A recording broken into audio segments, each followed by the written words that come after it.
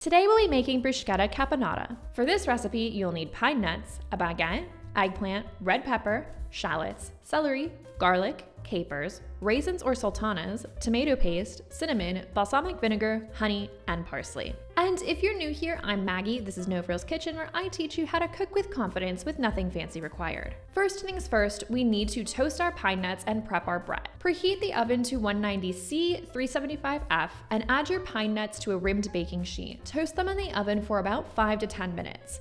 Make sure to keep a keen eye on them after the 5-minute mark because they can go from toasted to burnt in a second. I speak from experience. Remove the pine nuts and set them aside until later.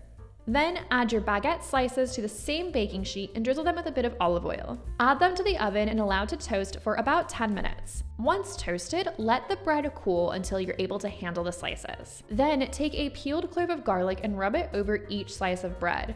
I do the same thing in my artichoke bruschetta recipe, and it really elevates the whole dish, so I recommend not skipping it. Set the bread aside for assembling later. Now it's time to actually start making your caponata. The basis of this is very similar to a French ratatouille or a Georgian najab sandali, and of course, it starts with eggplant.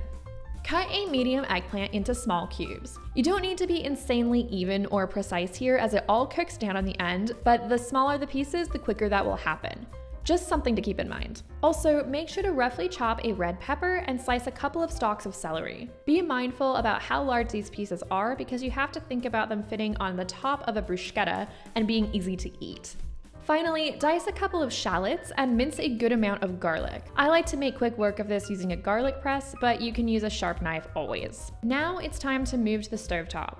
In a large skillet, add a good amount of olive oil and set it over medium heat. Once shimmering, add your eggplant along with a hefty pinch of salt. You'll notice the eggplant suck up the oil, but resist the temptation to add more.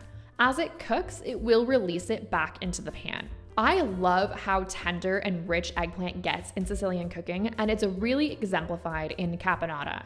If you love eggplant as much as I do, then make sure to give this video a thumbs up. Cook the eggplant until it reduces significantly in size, softens, and turns slightly translucent, about 5 to 7 minutes. Then add in the red pepper, celery, and shallots. Season again with a bit of salt and pepper. Continue to cook the vegetables for another 10 minutes or so until everything is soft and cohesive. You'll notice the eggplant has almost fully broken down and it almost serves to bind the caponata. Then add your garlic, raisins, capers, some tomato paste, the toasted pine nuts, and a bit of cinnamon for a unique punch. I forgot to add the cinnamon on camera, but I assure you it's in there. Stir and cook this until fragrant, only a few minutes more. Then add in a good amount of balsamic vinegar for its trademark zing, along with a bit of honey for sweetness. Stir all of this to combine and cook for just a few minutes longer, just to lessen the punch of the vinegar. Then remove it from the heat and stir in some parsley. Transfer the caponata to a bowl and allow it to cool for a few minutes, or longer. You can make this a few days in advance if you want to get ahead. Then spread it evenly over your prepared garlic toasts. Serve the bruschetta warm or at room temperature. It will be delicious either way.